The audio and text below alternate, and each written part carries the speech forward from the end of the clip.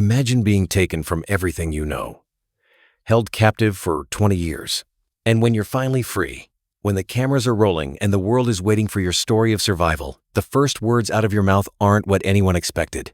In fact, what she said would shatter a family, reopen a case everyone thought was closed, and make millions of people question who the real victim was in this story.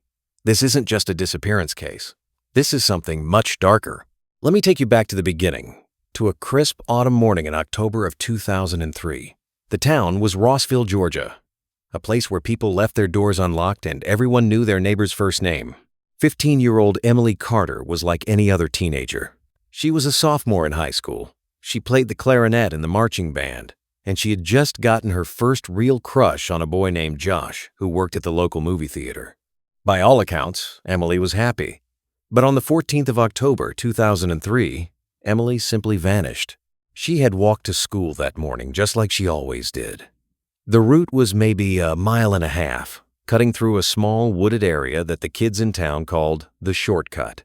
Her friends said she was in good spirits that day. She had a science test she was nervous about, but she had studied hard. When the first period bell rang and Emily's seat was empty, her teacher marked her absent and assumed she was sick. By lunchtime, her friends started texting her. No response. By 3 o'clock, when she didn't show up for band practice, people started to worry. By 6 o'clock that evening, Emily Carter was officially a missing person. The investigation that followed was massive for a small town like Rossville. Police brought in search dogs. Volunteers combed through the woods shoulder to shoulder looking for any trace of her. Her parents, Michael and Diane Carter, made tearful pleas on the local news. You know the kind of footage. A mother clutching a framed photo of her daughter, begging whoever took her to just let her come home. Michael stood stoically beside her, his jaw clenched, his eyes hollow. The whole country felt their pain. Days turned into weeks. Weeks turned into months. And eventually, Emily Carter became another face on a missing persons poster. A cold case that haunted the town of Rossville but slowly faded from the national headlines. Her parents never gave up, at least that's what they told the media. They held candlelight vigils every year on the anniversary of her disappearance. They kept her bedroom exactly as she had left it.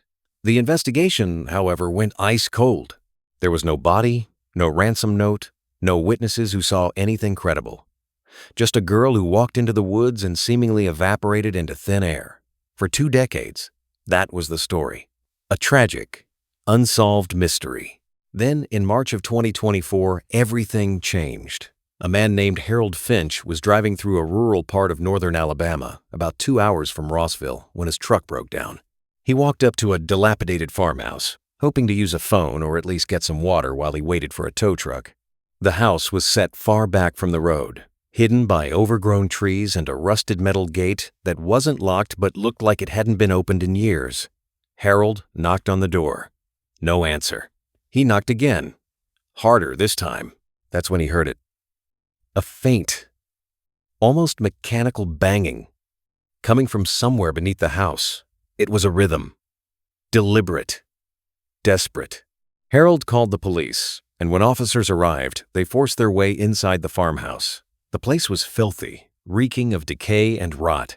They found a padlocked door in the kitchen that led down to a basement. When they cut the lock and descended those stairs, what they found in that dark, damp cellar was beyond horrifying. It was Emily Carter. She was 35 years old now. She was malnourished, pale as a ghost, her hair matted and wild. She had been down there, in that basement, for 20 years. The man who lived in the farmhouse, a recluse named Wayne Billings, was arrested at his workplace an hour later. He offered no resistance.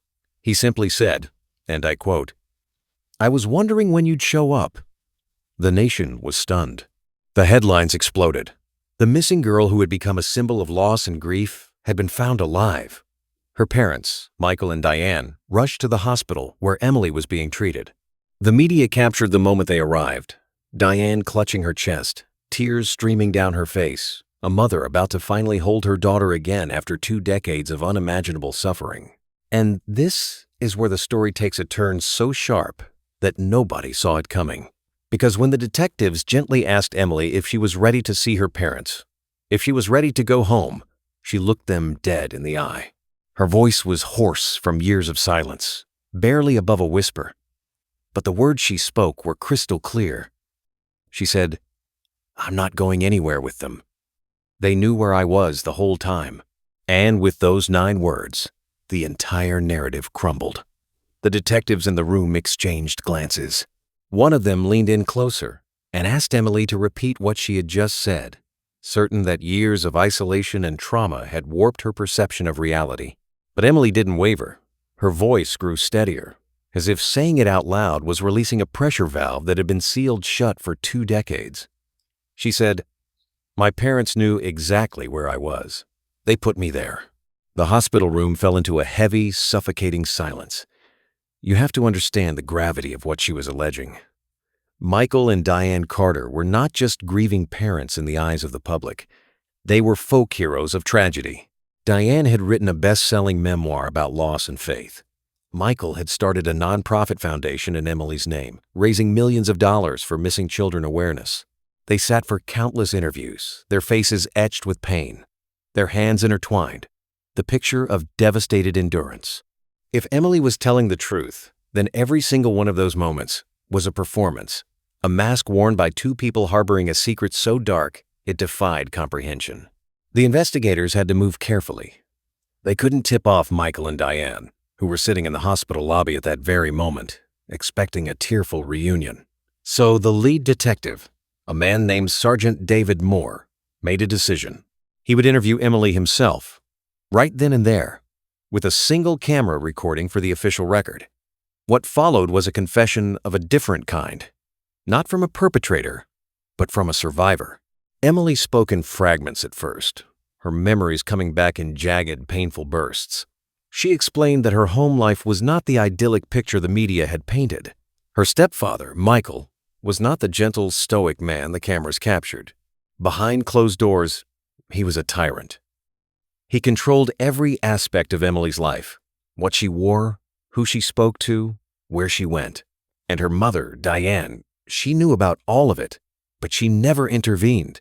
In fact, she often enabled it, telling Emily that obedience was the price of a peaceful home. When Emily turned 15, something shifted. She told investigators that Michael's attention towards her had become inappropriate, his touch lingering a moment too long, his eyes following her in a way that made her skin crawl. She threatened to tell someone, a teacher, a friend's parent, anyone who would listen. And that threat was the catalyst for what happened next. According to Emily, the morning of the 14th of October 2003 didn't start with a walk to school. It started with a confrontation in the kitchen. She told Michael she was done being silent. He told her she would regret those words. The next thing she remembered was waking up in the dark, the smell of damp earth filling her nostrils, her hands bound. She was in the basement of an old farmhouse that Michael's estranged brother, Wayne Billings, owned. Wayne owed Michael money, a significant amount. This was the repayment. Wayne would keep her hidden, keep her quiet, and in return his debt was cleared. For 20 years, that basement was her entire world.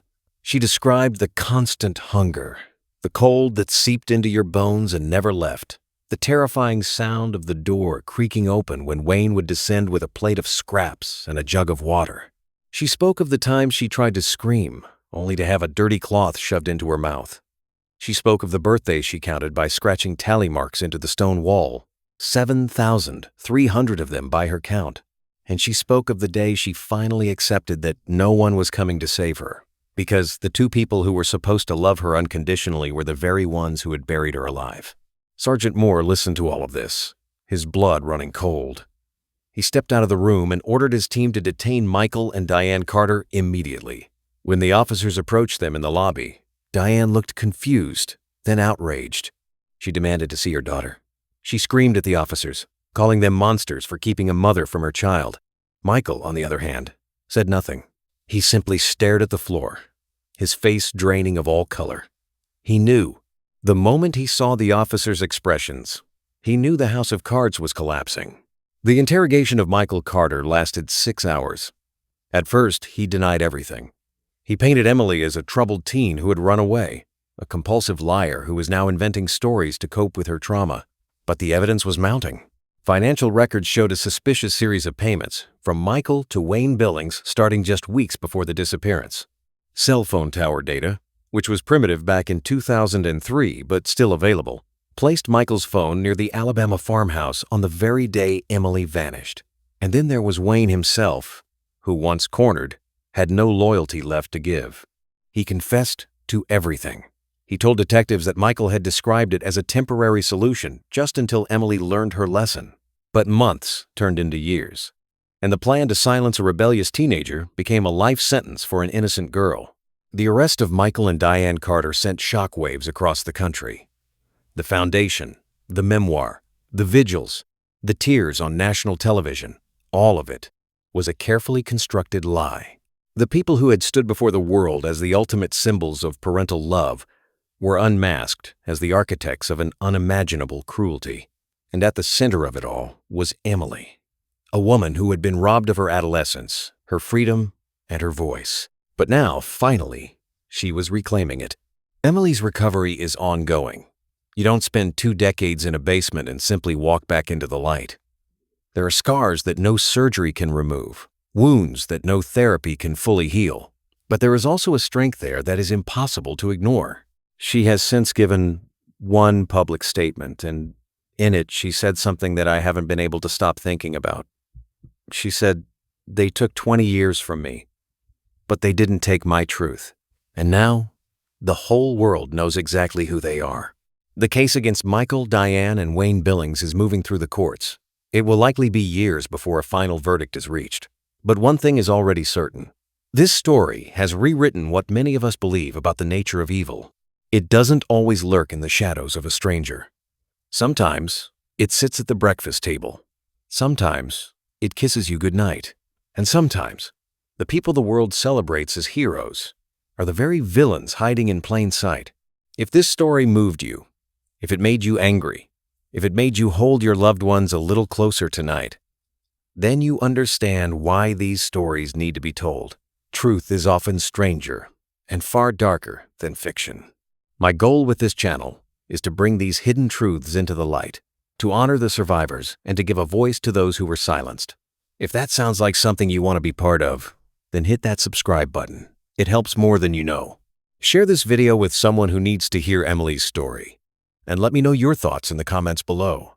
I read as many of them as I can. Until next time, stay vigilant, and remember, not every monster hides under the bed.